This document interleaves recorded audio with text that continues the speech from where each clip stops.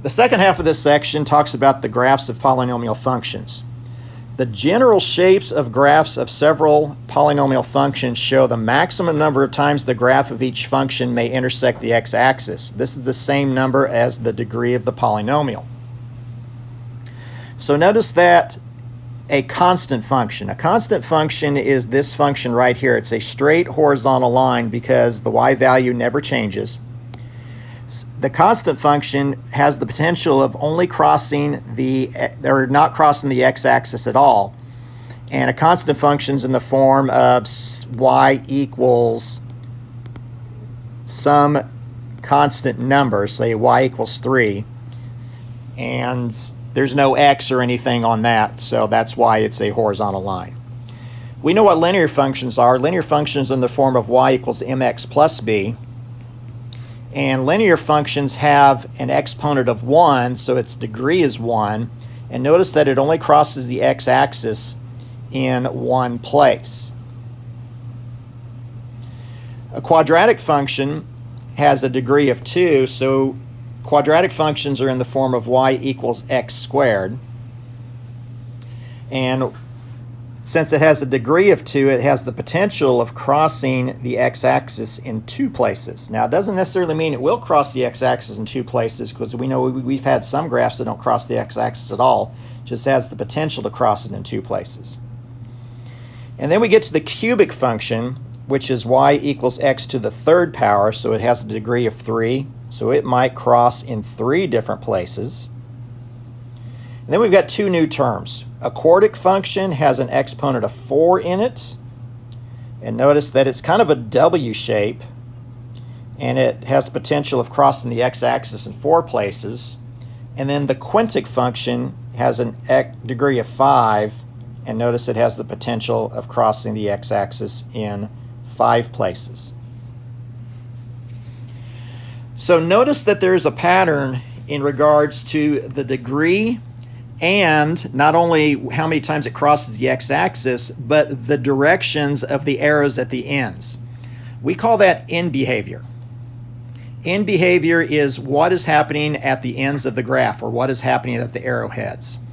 So notice the linear function with a degree of 1 is going up on the right side, but it's going down on the left side. So we could say it's increasing on the right side and decreasing on the left side.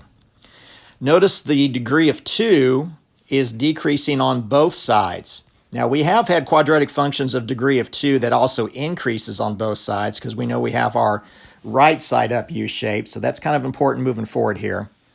The cubic function, degree of 3, is increasing on the right side, but decreasing on the left side. The quartic function is doing the same thing on both sides, so this particular quartic function is increasing on both sides. And then the quintic function is increasing on the right and decreasing on the left. So have you figured out the pattern yet? So the pattern has to do with the way that it increases or decreases, is that on the odd functions, so of the 1, the 3, and the 5, it is going to increase on the one side of the function, but it will decrease on the other side. And then the even functions, so like right here with the degree of 2 and a 4, the even functions are going to do the same thing on both sides of the equation. So we can create a chart here. And the other thing that affects the which direction it rises and falls is the leading coefficient. So remember what the leading coefficient is. It's that first term when it's in standard form. So let's say, for example, that we have a function with an even degree and a positive lead coefficient. So maybe it is something like y equals 2x to the 4th power. Now, I might have something else after that. It might say 2x to the 4th plus something x to the 3rd plus something x squared plus something x. But if we're trying to find what the end behavior is, the rest of it is not important. Everything you need to know is going to be right there in the first term with the degree and the lead coefficient. So that graph would look something like this. It would be a W shape. So it'd probably look something like that. So when it has a positive lead coefficient with an even degree, what we would say is that this graph is going to rise or increase both left and right. It's going to do the same thing because it has an even degree, and since the lead coefficient is positive, it's going to rise or increase at both left and right.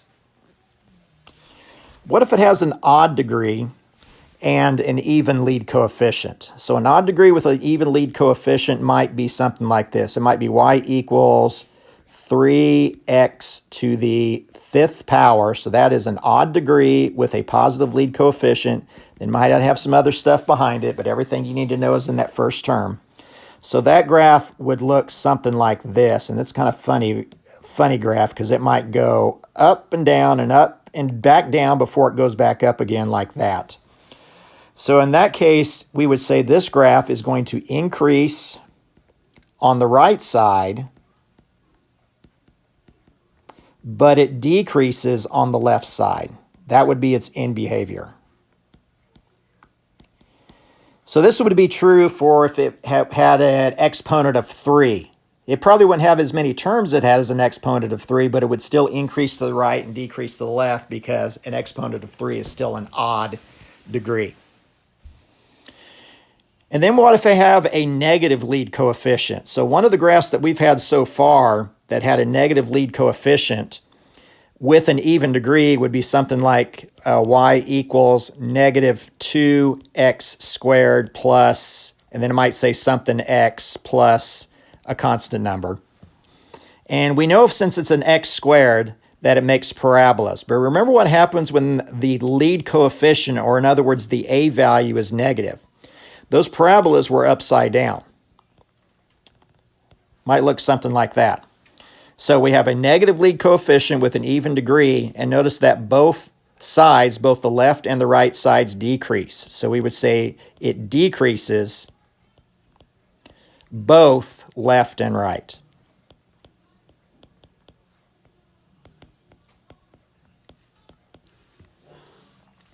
And then finally, what happens when you have an odd degree with a negative lead coefficient? So maybe it's y equals negative x to the third power plus, and then there might be something after that. So that is an odd degree. It's to the third power, and it is a negative lead coefficient. I don't see a number in front of the x, but since there's a negative sign or a minus sign in front of it, that means the lead coefficient is actually -1. So the graph of this might look something like this.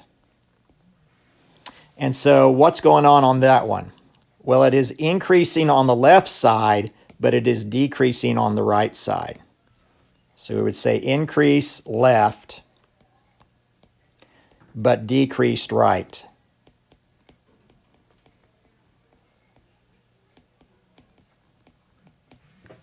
So on example 4, it says, for each graph, describe the end behavior, determine whether it represents an odd degree or an even degree polynomial function, and state the number of real zeros. So on part A, it says describe the end behavior. So the end behavior on part A, we would say it is decreasing both left and right. So notice it's falling on both sides. So we would describe that end behavior as decrease left and right. The second part of that says determine whether it represents an odd degree or an even degree polynomial function. Well, since it's doing the same thing, if I scroll up here again, since it's doing the same thing, whether it's rising or falling to the left and the right, it has to be an even degree. Even degrees will do the same thing on both sides. And then the third part says state the number of real zeros. So notice it crosses the x-axis in two places, and that's where we look at to find the number of real zeros. So it has 2 real zeros. Part B, describe the end behavior. So this one is increasing on the left side, but it is decreasing on the right side.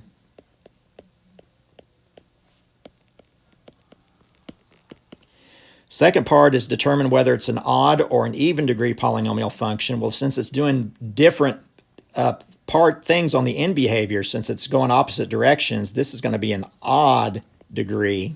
We don't necessarily know what it is, we just know it's an odd degree.